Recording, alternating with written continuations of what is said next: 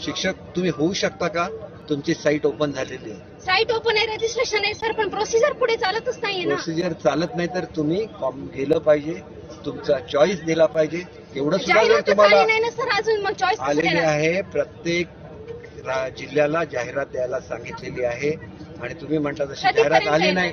हे बघा, मी तुम्हाला सांगतो, ही जर बेशिस्त असेल तर तुम्ही सरकारी नोकरी देऊ शकत नाही सर. आम्ही मग तुम्हाला एवढं माहिती आहे 5 की वर्षापासून नाही नाही, हे बघा, तुम्हाला एवढं सुद्धा नाही. तुम्ही कसं मुलांना शिकवणार मला सांगा. माझ्या प्रश्नाचं उत्तर द्या. साईट ओपन झालेली आहे, प्रोसेस झाली सर. झाली. मग तुम्हाला काय वाटत नाही का? वाटत वाटत नाही का? मग तुम्ही कसं आला मला विचारायला?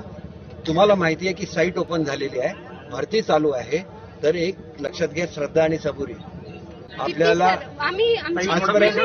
आजपर्यंत 5 वर्षात कोणी तुमची भरती केली? मी केली ना. मग या माझ्याकडे एक महत्वाची माझी मुलाखत चालू आहे, त्याच्यामध्ये तुम्ही येता आणि एवढं बेशिस्त वर्तन हे नाही. माझी मुलाखत चालू आहे, त्याच्यानंतर तुम्ही मला भेटू शकला असता की नाही? एक लक्षात घ्या, मी जेवढा प्रेमळ आहे तेवढाच मी कडक सुद्धा आहे. माझ्या दृष्टीने माझे विद्यार्थी महत्वाचे आहेत. तुम्हाला तुमच्या नोकरीची चिंता असते, त्याला 30,000 नोकऱ्या मी उपलब्ध करून दिलेल्या आहेत. पण उद्या जर तुम्ही मुलांना ही बेशिस्त शिकवणार असाल, ते मला अजिबात मान्य नाही. मला अजिबात मान्य नाही. मी तुम्हाला स्पष्ट तुमच्या तोंडावर सांगतो, कारण मला शिस्तीने शिकवणारे शिक्षकच पाहिजेत. माझे अधिकार म्हणजे सर्वस्व, विद्यार्थी म्हणजे काहीच नाही, हे मला अजिबात मान्य नाही. माझ्या दृष्टीने महाराष्ट्राचा विद्यार्थी हा पुढचा येणारा महाराष्ट्राचं भवितव्य आहे. ते महाराष्ट्राचं भवितव्य हे त्या मुलांमध्ये आहे आणि ती मुलं चांगली झाली तर माझा महाराष्ट्र घडणार आहे, याच्यावर माझा विश्वास आहे. त्याच्यामुळे ह्याच्यामुळे अजिबात मध्ये बोलायचं नाही, अजिबात मध्ये बोलायचं नाही, नाहीतर मी तुमचं नाव घेऊन तुम्हाला डिस्क्वालिफाय करा. बाळासाहेबांच्या तमाम शिवसैनिकांना तुमच्या ह्या अनिश गाढवेचा, बाळासाहेबांच्या लहानशा शिवसैनिकाचा आणि शिवसेनेच्या प्रवक्त्याचा मानाचा जय महाराष्ट्र. शिवसैनिकांनो, शिवसेना एक वादळ या तुमच्या माझ्या हक्काच्या व्यासपीठाला आपण सर्व शिवसैनिकांनी लाखोंच्या संख्येने सबस्क्राईब जरूर करा, ही तुम्हा सर्वांना विनंती करतो. कालचं दीपक केसरकरांचं, या मंत्री महोदयांचं बीड मधून केलेलं शिक्षक भरतीबाबतचं ते विधान आपण ऐकलं असाल, ते स्टेटमेंट आपण पाहिलं असाल. अरे स्टेटमेंट कसलं ते? ती एक जाहीर धमकी होती, सर्वसामान्य स्त्रीला दिली गेली होती आणि भर मीडिया समोर दिली गेली होती. ती एक जाहीर धमकी होती, ती सरकारी जाहीर धमकी होती, असं म्हटलं तरी वावगं ठरू नये. सरकारी म्हणजे मंत्री महोदयांनी एका स्त्रीला, सर्वसामान्य स्त्रीला, जी शिक्षक भरतीमधली एक उमेदवार आहे, तिला भर मीडिया समोर एक धमकी दिली गेली. आणि दुर्दैवाची गोष्ट अशी की एकाही मीडियाने या मंत्री महोदयांना प्रतिप्रश्न केला नाही की तुम्ही आमच्या समोर एका सर्वसामान्य स्त्रीला तिने विचारल्या गेलेल्या प्रश्नावर धमकवायचा प्रयत्न करताय. हा अधिकार तुम्हाला कोणी दिला? एक मंत्री महोदय म्हणून तुम्ही उत्तरदायी आहात. या सगळ्या प्रश्नांना तुम्ही उत्तरदायी आहात, तुम्ही अकाउंटेबल आहात, तुम्ही उत्तरदायी आहात. त्यामुळे तुम्ही धमकावू कसं शकता? बरं, त्या स्त्रीची व्यथा काय होती की आमची भरती कधी होणार आहे? एक सर्वसामान्य प्रश्न विचारला. बरं, यांनी भासवलं काय की माझ्या प्रेस कॉन्फरन्सच्या मधोमध येऊन मला हा प्रश्न विचारला. तर ती प्रेस कॉन्फरन्स चालू देखील झाली नव्हती. त्या प्रेस कॉन्फरन्सच्या अगोदर हा प्रश्न विचारण्यात आला होता. त्यांनी तसं भासवलं. ह्या शिक्षक भरतीतल्या उमेदवारांच्या व्यथा जाणून घ्या, काय आहेत नेमक्या यांच्या व्यथा. जवळपास 2017 नंतर शिक्षक भरतीच झालेली नाही.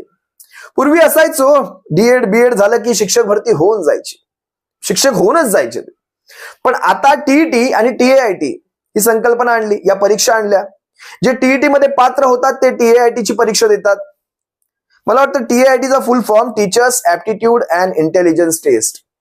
टीईटी नंतर टीआयटी. टीईटी घोटाळ्यामध्ये त्या सत्तारचं नाव तुम्हाला माहितीच असेल, तोच हा घोटाळा, टीईटी घोटाळा. त्यानंतर टीएआयटी. आता 2017 नंतर भरतीच झालेली नाहीये. व्यथा पहा यांच्या. 2017 मध्ये जवळपास माझ्या माहितीप्रमाणे 24,000ची भरती सांगितली गेली आणि पदं किती भरली गेली माहितीये तुम्हाला? 4,800 पदं भरली गेली. म्हणजे पानं कशी पुसायची पहा. महाराष्ट्रामध्ये सध्याच्या घडीला जवळपास 73,000 शिक्षकांच्या रिक्त जागा आहेत. 73,000 हा साधा आकडा नाहीये. म्हणजे विचार करा, जे शिक्षक सध्याच्या घडीला शिकवतायत त्यांच्यावर किती अतिभार असणार आहे याची तुम्ही कल्पना करा. एकेका वर्गामध्ये 4-4 क्लासेस घेऊन बसतात, 4-4 वर्ग भरवले जातात. जवळपास 73,000चा हा भरतीचा आकडा असताना ह्यांनी 24,000 सांगितले. टप्प्याटप्प्यामध्ये कसे टप्पे पाडतात बघा. 24,000 सांगून 4,800 ची भरती केली 2017ला. आणि त्याच्या अगोदरची भरती झाली होती मला वाटतं 2012ला. अशाच प्रकारचे थातूर आकडे भरले गेले. आणि नोव्हेंबर 2022 मागच्या वर्षीची गोष्ट बरं, नोव्हेंबर 2022 मध्ये यांनी सांगितलं भरती होणार. आणि आता नोव्हेंबर 2023 उजाडलाय. 22 मध्ये यांनी 30,000ची भरती करू असं सांगितलं होतं. 30,000 पदांची भरती. आणि त्या 30,000 पदांच्या भरतीची प्रोसेस कशी कागदावर रखडली हे तुम्हाला मी आता एक टप्प्याटप्प्याने एक एक गोष्ट तुमच्या सर्वांसमोर उघड करतो. 2023 मध्ये TAIT घेतली गेली. TAIT म्हणजे TAIT TETच्या नंतर होते, teachers aptitude and intelligence test. जे TET पात्र उमेदवार असतात ते TAIT देतात. आता TAITचे जे क्लिअर करतात, जी ही परीक्षा जे क्लिअर करणार ते पवित्र पोर्टलला जाणार. पवित्र पोर्टल, मला वाटतं केसरकरांना पवित्र पोर्टल तरी माहिती असेल का? ह्या माणसाने काही ते पोर्टल तरी लॉग इन केलं असेल की नाही मला माहित नाही. हा माणूस त्या मुलीला काय काय थातूरमातूर उत्तर देत होता मी तुम्हाला दाखवेल, तो व्हिडिओ देखील तुम्हाला दाखवेल. ते पवित्र पोर्टलवर जातात, रजिस्ट्रेशन करतात आणि त्याच्यानंतर रजिस्ट्रेशनचा टप्पा पार पडला की जिल्ह्यांची पसंती द्यायची असते. की तुम्हाला समजा तुम्ही धाराशिवचे असाल, संभाजीनगरचे असाल, तर तुम्हाला आसपासचा कुठला पहिला जिल्हा तुम्हाला हवाय तशाप्रमाणे त्या जिल्ह्यांची पसंती क्रम द्यायचा असतो. शक्य झाल्यास ते जिल्हे, नाहीतर तुम्हाला दुसरे जिल्हे आसपासचे पसंती क्रमाप्रमाणे ते जिल्हे अलॉट केले जातात ज्यावेळेस तुमची भरती होते. आता ही परीक्षा देखील घेतली गेली, सगळं झालं, म्हणजे रजिस्ट्रेशन पण झालं. पण किती पद आहेत, कुठल्या जिल्ह्यात किती पद आहेत, सगळ्याचा सावळा गोंधळ आहे. काही काही काही कशाचा कशाशी थांग पत्ता नाही. आता पुढे तुम्हाला काही डरावणे आकडे देतो. डरावणे आकडे जवळपास 2,16,000. डरावणे याच्यासाठी म्हणतोय की महाराष्ट्रात बेकारीचा स्तर किती घाणेरडा झालाय पहा ना. बरं, बेकार कोण आहेत माहितीये? सुशिक्षित नाही तर उच्च शिक्षित बेकार आहेत. हे ज्यांनी TAIT क्लिअर केली, म्हणजे TET पास होऊन TAIT पण क्लिअर केली, असे जवळजवळ 2,16,000 अभियोग्यताधारक आहेत. यांना आपण अभियोग्यताधारक म्हणतो. म्हणजे हे फायनल साठी, म्हणजे एकदम शेवटसाठी यांच्यातनं थेट तुम्ही भरती करू शकता. फक्त द्यायचा आहे तुम्हाला एक तुमचा जिल्ह्यांचा पसंती क्रमांक. त्यासाठी ओपनच झालेली नाही ती साईट आणि त्याच्यावर हे शिक्षण मंत्री आपली काय अक्कल पाजळतात आहे का? 2,16,000 आणि ह्या 2,16,000पैकी 30,000ची भरती करणार आहेत म्हणतायत. केलेली नाही, करणार आहेत. म्हणजे 2,16,000 हे शेवटपर्यंत आले, म्हणजे हा आकडा जवळजवळ 8 लाखांच्या आसपास आहे. 8 लाखांच्या आसपास. 67 ते 73,000ची टोटल भरती जर केली तरी देखील बाकीचे 6 ते 7 लाख असेच बेरोजगार राहणार. ते काय करणार माहितीये? प्रायव्हेट शाळांवर असेच थातूर पगारी नोकर बनणार ते. कारण ह्यांची स्वप्न आहेत विद्यार्थ्यांना शिकवण्याची, पण ती पूर्ण होणार नाहीत. कारण हे असे कमीत कमी ते 73,000चा जो बॅकलॉग आहे तो तरी कमीत कमी भरून काढावा. तेवढी तरी भरती कमीत कमी करावीत. हे काय म्हणतायत तुम्ही एकदा हा व्हिडिओ पहाच, म्हणजे तुम्हाला कळेल नेमकी त्या मुलीचे प्रश्न काय होते आणि तिला कशा प्रकारे धमकावण्यात आलं. एकदा ह्यांचा व्हिडिओ तुम्ही पहा. तिची वाट बघून आम्ही खूप मग थकलो. तुम्हाला अजिबात कळत नाही? शिक्षक तुम्ही होऊ शकता का? तुमची साईट ओपन झालेली आहे, साईट ओपन आहे, रजिस्ट्रेशन आहे सर, पण प्रोसिजर पुढे चालतच नाहीये ना. प्रोसिजर चालत नाही तर तुम्ही गेलं पाहिजे, तुमचा चॉईस दिला पाहिजे. एवढं सुद्धा जर जाहिरात तुम्हाला आली नाही ना सर अजून, मग चॉईस आलेली आहे. प्रत्येक जिल्ह्याला जाहिरात द्यायला सांगितलेली आहे आणि तुम्ही म्हटलं जशी जाहिरात आली नाही. हे बघा, मी तुम्हाला सांगतो, ही जर बेशिस्त असेल तर तुम्ही सरकारी नोकरी देऊ शकत नाही. नाही सर, आम्ही मग तुम्हाला एवढं माहिती आहे 5 की वर्षापासून नाही नाही, चालू आहे. हे बघा, तुम्हाला एवढं सुद्धा नाही. तुम्ही कसं मुलांना शिकवणार मला सांगा. माझ्या प्रश्नाचं उत्तर द्या. साईट ओपन झालेली आहे, रजिस्ट्रेशन प्रोसेस झाली सर. झाली. मग तुम्हाला काय वाटत नाही का? वाटत वाटत नाही का? मग तुम्ही कसं आला मला विचारायला? तुम्हाला माहिती आहे की साईट ओपन झालेली आहे, भरती चालू आहे. तर एक लक्षात घ्या, श्रद्धा आणि सबुरी. आपल्याला आजपर्यंत 5 वर्षात कोणी तुमची भरती केली? मी केली ना. मग या माझ्याकडे एक महत्वाची माझी मुलाखत चालू आहे, त्याच्यामध्ये तुम्ही येता आणि एवढं बेशिस्त वर्तन हे नाही. माझी मुलाखत चालू आहे, त्याच्यानंतर तुम्ही मला भेटू शकला असता की नाही? एक लक्षात घ्या, मी जेवढा प्रेमळ आहे तेवढाच मी कडक सुद्धा आहे. माझ्या दृष्टीने माझे विद्यार्थी महत्वाचे आहेत. तुम्हाला तुमच्या नोकरीची चिंता असते, त्याला 30,000 नोकऱ्या मी उपलब्ध करून दिलेल्या आहेत. पण उद्या जर तुम्ही मुलांना ही बेशिस्त शिकवणार असाल ते मला अजिबात मान्य नाही. मला अजिबात मान्य नाही. मी तुम्हाला स्पष्ट तुमच्या तोंडावर सांगतो. कारण मला शिस्तीने शिकवणारे शिक्षकच पाहिजेत. माझे अधिकार म्हणजे सर्वस्व, विद्यार्थी म्हणजे काहीच नाही, हे मला अजिबात मान्य नाही. माझ्या दृष्टीने महाराष्ट्राचा विद्यार्थी हा पुढचा येणारा महाराष्ट्राचं भवितव्य आहे. ते महाराष्ट्राचं भवितव्य हे त्या मुलांमध्ये आहे आणि ती मुलं चांगली झाली तर माझा महाराष्ट्र घडणार आहे, याच्यावर माझा विश्वास आहे. त्याच्यामुळे याच्यामुळे अजिबात मध्ये बोलायचं नाही, अजिबात मध्ये बोलायचं नाही, नाहीतर मी तुमचं नाव घेऊन तुम्हाला डिस्क्वालिफाय करायला लावेल. आपण हा व्हिडिओ पाहिलात. या व्हिडिओमध्ये ती मुलगी काय म्हणते, आम्ही वाट बघून बघून थकलो. तर केसरकर म्हणतायत साईट ओपन झालेली आहे. या केसरकरांना पवित्र पोर्टल माहिती तरी आहे का? मुलगी म्हणते पण प्रोसिजर पुढे चालतच नाहीये.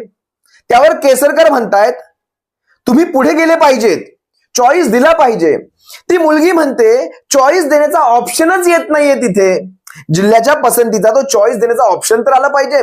म्हणजे केसरकरांना आपल्या खात्याची माहितीच नाही, पवित्र पोर्टलची यांना माहितीच नाही की त्या पवित्र पोर्टलवर चॉईस साठी तशी जाहिरातच आलेली नाहीये. विद्यार्थ्यांना ते काहीच सांगितलं गेलेलं नाहीये. फक्त रजिस्ट्रेशन चालू आहे म्हणजे साईट चालू आहे, एवढंच केसरकरांच्या या भेजामध्ये बसलेलं आहे. हे असं असतं ना, हे अशा अडाणी लोकांना अशी खाती सोपवली गेल्यानंतर हेच काम होणार आहे. केसरकरांसारखा बाहेरून जगाला सोज्वळपणे दाखवणारा माणूस हा आतून काय लेवलचा आहे ना, उभ्या महाराष्ट्राने काल पाहिला. काय म्हणतायत पुढे? केसरकर म्हणतात तुम्ही पुढे गेलं पाहिजे, चॉईस दिली पाहिजे. आणि चॉईस म्हणजे पसंतीक्रम, जिल्ह्याचा पसंतीक्रम. मुलगी म्हणते जाहिरात आलेली नाहीये. केसरकर म्हणतायत आम्ही प्रत्येक जिल्ह्याला जाहिरात द्यायला सांगितलीये, जाहिरात आलेली आहे. अरे मुलगी म्हणते नाही तर एकदा माहिती तरी घे. कारण ते रोज प्रत्येक मिनिटाला जाऊन बघतात, झोपेत सुद्धा ते जाऊन चेक करतात की जाहिरात आली आहे का, पसंतीक्रम आलाय का. आणि तुम्ही त्यांना सांगणार जाहिरात आलेली आहे. आपल्या विभागाकडून कमीत कमी ती माहिती तरी घ्या. पुढे काय म्हणतात हे केसरकर, साईट ओपन आहे, पण साईट फक्त रजिस्ट्रेशनसाठी ओपन आहे हे देखील ती मुलगी जीव तोडून सांगायचा प्रयत्न करत होती. त्यात चॉईस नाहीये. मग पुढे केसरकर आपली अक्कल पाजळतात, म्हणतात 5 वर्षात आलं राजकारण. बघा कसं आलं. 5 वर्षात ज्यांनी कोणी केलं नाही ती भरती मी केली. भरती केली म्हणजे काय माहितीये का, ती साईट ओपन केली. जवळपास गेली 1.5 वर्ष ते 2 वर्ष हा सावळा गोंधळ असाच चालू आहे. अगदी मला वाटतं जुलै 23चं जे अधिवेशन होतं, पावसाळी अधिवेशन, या पावसाळी अधिवेशनात देखील दीपक केसरकरांनी कशा प्रकारे आश्वासनं दिली होती, कशा प्रकारे तो क्रम सांगितला होता. या दिवसात आम्ही हे करू, एवढ्या दिवसात आम्ही हे करू, एवढ्या दिवसात जवळपास म्हणजे ऑक्टोबरमध्ये ही प्रक्रिया देखील संपवून हे सारे शिक्षक भरती व्हायला पाहिजे होते. एवढे रखडवल्यानंतर म्हणजे कधी 17, 18, 19, 20, 21, 22, 23 एवढी वर्ष रखडवल्यानंतर आता कमीत कमी यांनी जे ऑक्टोबर 23चं जे आश्वासन दिलं ते देखील आश्वासन पाळलं नाही. तुम्ही हा देखील व्हिडिओ एकदा पहा. दीपक केसरकर नेमकं काय सांगतायत आणि मग ठरवा नेमकं मी सांगतो त्यात काही तफावत आहे का. पहा दीपक केसरकर भर विधानसभेत काय म्हणाले. भरतीच्या प्रक्रियेमध्ये सर्वप्रथम आपल्याला आपलं रोस्टर चेक करायला लागतं, बिंदू नामावली निश्चित करायला लागते. ही प्रक्रिया जवळजवळ पूर्ण झाली. ह्या संदर्भातल्या जवळजवळ 4 मीटिंग या घेण्यात आल्या की लवकरात लवकर ही प्रक्रिया पूर्ण करावी म्हणून. आणि त्याच्यानंतर आता आम्ही आमचं शेड्यूल जाहीर केलेलं आहे. त्याप्रमाणे जिल्हा परिषदेने आपली बिंदू नामावली कायम करून पोर्टलवर जी जाहिरात द्यायला लागते, या जाहिरातीसाठी 15/8 ते 31/8 मध्ये ही जाहिरात प्रसिद्ध होईल. त्यानंतर प्राधान्य द्यायला लागतं प्रत्येक उमेदवाराने. हे प्राधान्य द्यायला त्यांना 1/9 ते 15/9 हे मुदत दिलेली आहे. आणि मग गुणवत्ता यादी ही 10/10 प्रसिद्ध होईल. 11 ते 21 मध्ये त्यांना नेमणुका देण्यात येतील आणि त्यांचं जिल्ह्याच्या स्तरावर काउन्सिलिंग करायला लागतं. तर हे काउन्सिलिंग हे 21/10 ते 24. हा व्हिडिओ पाहिल्यानंतर तुम्हाला कळेल हे शिक्षक भरतीचे उमेदवार का बरं एवढे चिडतायत. कारण तुम्ही भर विधानसभांमध्ये ही आश्वासनं देतात जी आश्वासनं पटलावर असतात. यांनी सांगितलं मी 5 वर्षात जे कोणी केलं नाही ती भरती मी करतोय. एक पद भरलं गेलं नाही. तुम्हाला तुमची नोकरी महत्वाची आहे. पण मला बघा ह्याला जेव्हा कळालं ना, तो अंदाज आला ह्या माणसाला की मीडिया पाहते, मीडिया कदाचित हे वेगळ्या अर्थाने दाखवू शकते. मग ह्याने राजकारणातले मुरब्बी माणसं कशी असतात तसं ह्याने राजकारणातली ती घिसीपिटी स्टेटमेंट काढायला सुरुवात केली. काय म्हणतंय बघा हे बेन, तुम्हाला तुमची नोकरी महत्वाची आहे, बघा भाषण चालू झालं बरं, पण मला माझे विद्यार्थी महत्वाचे आहेत. अहो मुलगी म्हणते, तेवढ्यात ती मुलगी म्हणते आमच्या सहनशीलतेचा अंत झालाय. तर हा माणूस काय म्हणतो, मी जेवढा प्रेमळ आहे तेवढाच मी कडक देखील आहे. मी 30,000 नोकऱ्या उपलब्ध केल्या आहेत. कुठे? कागदावर. 30,000 नोकऱ्या आहेत कुठे? कागदावर. कारण मागच्या वेळेस पण मला खरंच 2017 सालचा तो प्रसंग आठवतो, ज्यावेळेस यांनी खरंच 24 ते 26,000 नोकऱ्यांचं आश्वासन दिलं होतं या फडणवीस सरकारने. 24 ते 26 बरोबर. 26,000 सांगून, 26 पण सोडा, 24,000 पकडा, तुम्ही 4,800 पदं भरली. त्यांच्या देखील बऱ्याच जणांच्या नियुक्त्या नाहीयेत. मग आता तुम्ही परत 30,000च्या त्या बुडबुड्या लोकांसमोर का फोडताय? मला शिस्तीने वागणारे शिक्षक पाहिजेत, माझे अधिकार म्हणजे सर्वस्व असं नको. ह्या माणसाने शिस्त शिकवावी. या माणसाने विद्यार्थ्यांचा पुळका दाखवा. माझा विद्यार्थी माझ्या महाराष्ट्राचं भवितव्य आहे, त्यामुळे मुले चांगली झाली पाहिजेत, त्यातच महाराष्ट्राचं भलं. अरे तुम्ही, या गद्दारांनी महाराष्ट्राचं भलं शिकवावं. तुम्ही आणि तुमच्या सगळ्यात 39 गद्दारांनी महाराष्ट्राच्या विद्यार्थ्यांसमोर एकमेकांना फसवलं कसं जातं, एकमेकांना ठगवलं कसं जातं, या गोष्टींची उदाहरणं घालून दिलेली आहेत तुम्ही गद्दारांनी. आणि तुम्ही याचे सोज्वळपणाचे आव्हान आहेत आपल्या चेहऱ्यांवर. हे कुठेतरी पटलं नाही. महाराष्ट्राच्या विद्यार्थ्यांचं भलं, अरे तुम्हाला त्या विद्यार्थ्यांचं भलं, चला चांगली गोष्ट आहे तुम्ही म्हणालात, पण त्या शिक्षिकेच्या नोकरीचं काय? तिच्या पोटात जर काही गेलं, अरे त्यांना देखील पोट आहे, त्यांना परिवार आहेत, एवढी वर्ष त्यांनी स्वतःला सिद्ध केलेलं आहे. तुम्ही काय म्हणताय, जर माझ्या समोर अजिबात बोलायचं नाही, मध्ये मध्ये तर नाहीच, नाही तर तुझं नाव शोधून मी तुला डिस्क्वालिफाय करायला लावेल. नाव शोधून डिस्क्वालिफाय करायला लावणार? एक साधा प्रश्न आहे माझा. या विद्यार्थ्यांनी, कोणते विद्यार्थी म्हणतोय, हे शिक्षक भरतीतले हे विद्यार्थीच शेवटी, या विद्यार्थ्यांनी गेली 12 ते 15 वर्ष अभ्यास करून स्वतःला क्वालिफाय सिद्ध केलेलं आहे, स्वतःची गुणवत्ता सिद्ध केली आहे. टीईटीच्या नंतर TAIT सुद्धा पास झालेले ते, आणि TAIT म्हणजे teachers aptitude intelligence test pass झाल्यानंतर सुद्धा तुम्ही यांना डिस्क्वालिफाय नावं शोधून करणार. म्हणजे तुमच्याकडे एवढा मोठा वेळ आहे की यांची नावं शोधायची आणि यांना डिस्क्वालिफाय करायचं, पण त्यांची भरती करण्याचा वेळ तुमच्याकडे नाहीये. एवढे मोठे मंत्री आहात तुम्ही, नावं शोधून तुम्ही डिस्क्वालिफाय करू शकता. ज्यांची स्वतःची डिस्क्वालिफाय व्हायची वेळ आलेली आहे, ज्यांचे स्वतःचे काय म्हणतात अर्धे पाय कबरीमध्ये आहेत, ते दुसऱ्याला डिस्क्वालिफायची धमकी देणार. जे स्वतः बेकायदेशीर त्या पदांवर बसलेले आहेत, ज्यांची स्वतःची एका कवडीची पात्रता नाही, या केसरकरांसारख्या माणसाची, यांनी त्या शिक्षक भरतीतल्या महिला उमेदवाराला धमकवावं, हीच एक मोठी दुर्दैवाची गोष्ट. त्या कोमल रामपूरकरचे, त्या वसमतच्या हिंगोलीच्या कोमल रामपूरकरचे खरंच आभार, अभिनंदन करावं की नाही मला माहित नाही, पण आभार नक्कीच मानावेसे वाटतात. कारण हा असतो मराठी बाणा, हा असतो स्वाभिमान. प्रश्न विचारा, प्रश्न विचारले गेले पाहिजेत. आम्ही बेशिस्तीचं समर्थन करणार नाही. जर त्यांनी भर पत्रकार परिषद चालू असताना समजा ह्यांना काही मध्ये जाऊन डिस्टर्ब करून काहीतरी अडथळा आणून प्रश्न विचारलाय, नक्कीच ते भूषावह नाही, नक्कीच ते समर्थनीय नाही. पण पत्रकार परिषद चालू व्हायच्या आधी तुम्हाला काही प्रश्न विचारताय, जनता प्रश्न विचारते, आणि त्या प्रश्नांवर तुम्ही त्यांना योग्य ती उत्तरे न देता तुम्ही त्यांना काहीतरी एक सांगू शकत नाही की हा करतोय, थोडा पुढे मागे होतंय, होईल असं काहीही न बोलता थेट तुझं नाव काढून, तुझं नाव शोधून तुला म्हणजे स्वतःच्या पदाचा वापर म्हणा की गैरवापर म्हणा, आता हे तुम्ही ठरवा. हे केसरकरांसारखे दीड दमडीचे मंत्री हे अशा प्रकारे स्वतःच्या पदाचा वापर करणार असतील तर हे किती भूषावह आहे. महाराष्ट्रासारख्या राज्याला, पुरोगामी राज्याला किती भूषावह आहे. तुम्ही विचार करा, मी मागची बिहारची आकडेवारी काढली आणि उत्तर प्रदेशची आकडेवारी काढली. उत्तर प्रदेशमध्ये मागच्या 1.25 वर्षामध्ये, उत्तर प्रदेशमध्ये जवळपास 1.25 वर्षामध्ये 1,84,372 शिक्षकांची भरती झाली. मागच्या 1.25 वर्षामध्ये 1,84,372, आणि महाराष्ट्रामध्ये गेल्या 10 ते 11 वर्षामध्ये जवळपास 30,000 शिक्षकांची, 30 खूपच जास्त म्हणालो मी, मागच्या वेळेस 4,800, त्याच्या ऐवजी आधीचे 3,300 काहीतरी, म्हणजे जवळपास 8 ते 9 हजाराचा, जास्तीत जास्त 10,000 पकडा हो तुम्ही. महाराष्ट्रासारख्या एवढ्या मोठ्या राज्यामध्ये, ज्याचा ग्रामीण भाग फार मोठा आहे, शहरींचा जरा सोडून द्या, ज्याचा ग्रामीण भाग फार मोठा आहे, तिथे 8,000ची देखील भरती होऊ नये. 8,000ची. धन्य धन्य महाराष्ट्र राज्य. बिहारचा आकडा मी काढला, 1,50,000ची भरती झाली आणि ही भरती मागच्या 7 महिन्यामध्ये झालेली आहे. धन्य धन्य ते महाराष्ट्र राज्य. धन्य धन्य. प्रेस कॉन्फरन्स मध्ये बोलणं हा गुन्हा आहे. अभियोग्यता धारकांना, या धारकांची संख्या जवळपास 8 लाखांच्या पुढे असताना यांची पद जवळपास तुम्ही 7 ते 8 हजारांनी भरणार असाल तर ह्यांची घरधारक कशी चालणार? तुम्ही बेरोजगारीला एक चालना देताय. प्रायव्हेट उद्योग धंदे तर तुम्ही पळवले गुजरातला. कमीत कमी या सरकारी नोकऱ्या, कमीत कमी ह्या सरकारी कसल्या त्या अर्ध सरकारी झाल्यात, त्या काहीही सरकारी फायदे याच्यामध्ये नाहीत. पण तरीही यांची स्वप्न असतात महाराष्ट्राच्या पुढच्या पिढ्या घडवण्याची. ती देखील स्वप्न ह्या शिक्षक उमेदवारांना करता येऊ शकत नाही. आणि आपण कुणाकडनं अपेक्षा ठेवतोय हो?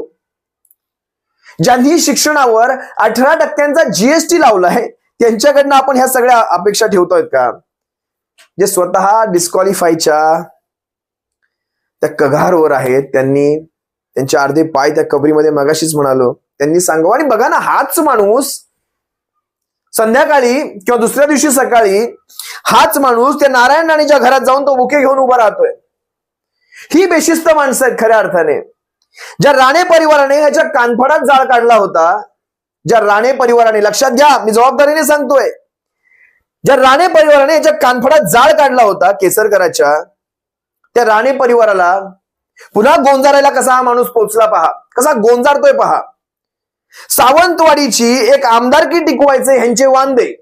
सावंतवाडीची आमच्या पक्षप्रमुखांचे खरंच आभार. या खरंच असल्या काळ्या कोळशांना त्यांनी हिरे बनवले होते, या असल्या काळ्या कोळशांना. नाहीतर ह्यांची लायकी होती का? उठता बसता राणीच्या लाता आणि बुक्क्या खात होते. शिवसेनेत आल्यानंतर तो मराठी बाण्याचा माप, तो ताठकणा यांना मिळाला. शिवसेनेत आल्यानंतर या केसरकरांना, यांनी शिवसेनेला शिवसेनेचं कार्य शिकवायचं. आज त्या राणेचे पुन्हा पाय धुवायची कामं चालू आहेत, ते पाणी तीर्थ म्हणून प्यायची कामं चालू आहेत. सावंतवाडीची एक जागा निवडून आणण्यासाठी राणेचे पाय पकडतायत. जुता तो राणे स्वतःच्या पोराला निवडून आणू शकत नाही आणि त्याचे जाऊन हे पाय धरणार आहेत. यांची अवस्था किती बिकट आहे पाहणा शिवसैनिकांना तुम्ही. मला खरंच त्या भगिनीचे आभार मानायचे. तिने ते जिगरा दाखवला, तिने तो लढाऊ बाणा दाखवला आणि तिने ते प्रश्न केले. मला माहित नाही यांच्या सरकारांच्या काळात जर भरती झाल्यानंतर त्या भगिनीला खरंच ती नोकरी मिळेल की नाही. कारण हे अशा प्रकारचे टघे कार्यक्रम करण्यात माहीर असतात. त्या माझ्या भगिनीच्या नोकरीचा कार्यक्रम केला नाही म्हणजे मिळवलं. जे काही असावं, आम्ही आहोत तुमच्यासोबत, आम्ही आहोत. शिवशाहीच्या सरकारांच्या काळामध्ये खऱ्या अर्थाने जर कधी कुणाचा सन्मान होईल तर तो तुमच्यासारख्या लढवय्या वृत्तींच्या या अशा भगिनींचा नक्कीच होईल. एवढंच बोलतो आणि तुम्हा सर्वांची रजा घेतो. शिक्षक भरती हा एक ज्वलंत मुद्दा आहे. भले 7-8 लाख लोक असतील, आपण त्यांच्याकडे एक सर्व समाज म्हणून पाहणार नाहीत, पण लक्षात घ्या हीच ती 7-8 लोक आहेत, ती भविष्यातल्या तुमच्या माझ्या घरातल्या पिढ्या घडवणार आहेत. हीच ती 7-8 लाख लोक आहेत. आपण निश्चिंत असतो ह्यांच्या खांद्यावर मुलांची जबाबदारी सोडून आपण निश्चिंत असतो. त्यामुळे ह्यांची जबाबदारी ही आपल्या खांद्यावर असलीच पाहिजे आणि ह्यांच्यासाठी आवाज उचलणं आणि शिवसेना पक्षाचा प्रवक्ता म्हणून मला हे जबाबदारीचं आणि कर्तव्य वाटतं. तुम्हा सर्वांची रजा घेतो. सप्रेम जय महाराष्ट्र. बाळासाहेबांच्या शिवसैनिकांनो काळजी घ्या. जय महाराष्ट्र.